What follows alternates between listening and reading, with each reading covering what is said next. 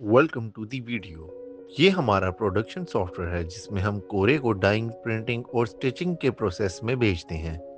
यानी grey cloth से लेकर रेडी सूट तक का पूरा प्रोडक्शन प्रोसेस इस सॉफ्टवेयर में मैनेज होता है। लॉगिन करते ही हमारा डैशबोर्ड ओपन हो जाता है।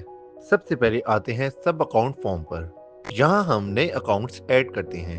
इंग्लिश और उर्दू दोनों में नेम लिखते हैं, अकाउंट हेड चूज करते हैं, फोन नंबर और ओपनिंग बैलेंस मेंशन करते हैं। फिर सिटी और एरिया लिखकर सेव कर देते हैं। इसी तरह हम मल्टीपल अकाउंट्स ऐड कर सकते हैं। अब आते हैं ग्रे लोड एंट्री फॉर्म पर। यहाँ पहले न्यू करते हैं, फिर बिल्टी नंबर लिखते हैं, गुड्स लिखते हैं, वेंडर चूज करते हैं किससे मंगवाया है और डायर चूज करते हैं जिसको भेजना है। फिर serial number, lot number, quality और यूनिट सेलेक्ट करते हैं। थान, गजाना और टोटल रेट लिखकर सबमिट करते हैं और सेव कर देते हैं। यहाँ होल्ड का ऑप्शन भी होता है। अगर इनवॉइस में कोई चीज कंफर्म नहीं है जैसे गजाना, तो उसे टेम्पररी होल्ड कर सकते हैं। बाद में सेम इनवॉइस सर्च करें, ओपन करें, एडिट करें और होल्ड हटाकर सेव कर दें। फिर जैसे ही न्यू करते हैं तो साइट पर होल्ड लिस्ट शो हो जाती है। जब भी गजाना कंफर्म हो जाए तो हम उस इनवॉइस को एडिट करते हैं, होल्ड का ऑप्शन हटाकर सेव कर लेते हैं। ऊपर के बटन से हम ओपनिंग, डाइंग और परचेज ऑप्शंस एक्सेस कर सकते हैं। अगर हम माल डाइंग के लिए परचेज कर रहे हैं तो परचेज पे क्लिक करके वेयर हाउस सिलेक्ट करें, और अगर ओपनिंग स्टॉक डालना है तो ओपनिंग के बटन पे क्लिक करें। फिर हम देख सकते हैं कि हमने जो लॉट परचेज किया है उसका सीरियल नंबर ये है।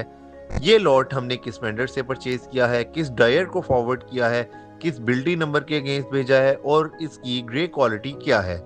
सब डिटेल्स यहाँ शो होती हैं।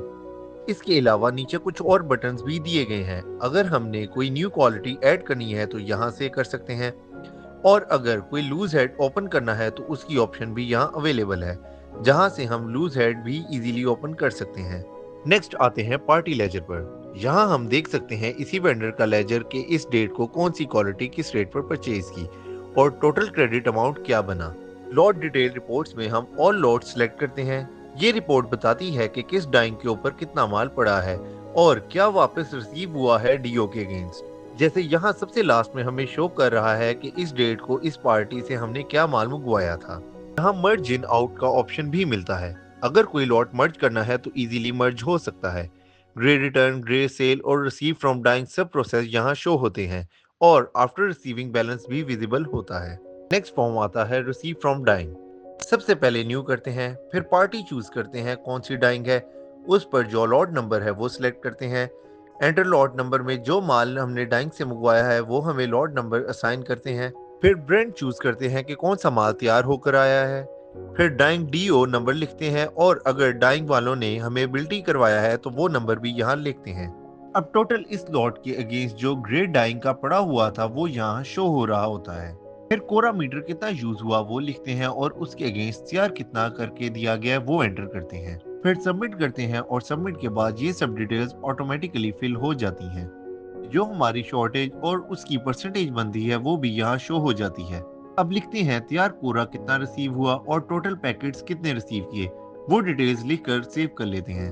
अब चलते हैं डाइंग बिल पर। इस पार्टी की हमने बिलिंग करनी है तो सबसे पहले डेट सिलेक्ट करते हैं, फिर पार्टी नेम सिलेक्ट करते हैं और उसका डीओ नंबर सिलेक्ट करते हैं। अब यहाँ ऊपर हमारे पास सारी डिटेल शो हो रही है। माल किससे आया था, बिल्डी नंबर क्या था और किस रेट पर परचेज किया गया था। अब हम रेट ऐड करते हैं। इसके अलावा इधर गजाना और रेट की ऑप्शंस भी अवेलेबल हैं। अगर कोई माल खराब हो गया है तो उसका रेट भी यहाँ डाल सकते हैं। अब सबमिट करते हैं। साइट पर टोटल नेट बिल शो हो रहा होता है, फिर सेव कर लेते हैं। अब चलते हैं इनकी रिपोर्टिंग पर। लॉट नंबर पर जाते हैं। अब इस वेंडर का लेजर देखते हैं। ये हमारा बैलेंस था, उससे रिसीव फ्रॉम डाइंग इतना था, और अब उसका बैलेंस 0 हो गया है। अब हम पार्टी का लेजर देखते हैं, यानी डाइंग वाला। यहाँ वो हमें शो कर रहा है बिल नंबर, डायर, लॉट नंबर, फ्रेश गजाना, क्या रेट लगाया था, क्रेडिट कितना हो गया है। इसी तरह पूरा एक लेजर रिकॉर्ड हमारे पास रेडी हो जाता है। आर्टिकल लेजर, यहाँ लूज हेड लेजर चूज करते हैं जैसे शैमरे, और शो लेजर पर क्लिक करते हैं। यहाँ करंट स्टॉक और एवरेज रेट दोनों शो होते हैं। कट एंड इशू, इस फॉर्म में suit design number, volume number, colour और सूट कट लिखते हैं। मैनुअल वाउचर नंबर और डेट ऐड कर सकते हैं। फिर चूज करते हैं इशू किसको किया, किस पार्ट का इशू है और किस टाइप का। रिपीट और गजाना लिखकर टोटल पीसेस मेंशन करते हैं।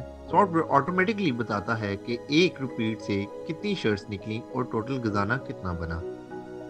लूज टाइप और सीरियल नंबर सिलेक्ट करके ऐड करें, फिर ट्राउजर और बाकी पार्ट्स भी ऐड करके सेव कर लें। नेक्स्ट हम आते हैं लॉट रिसीविंग में।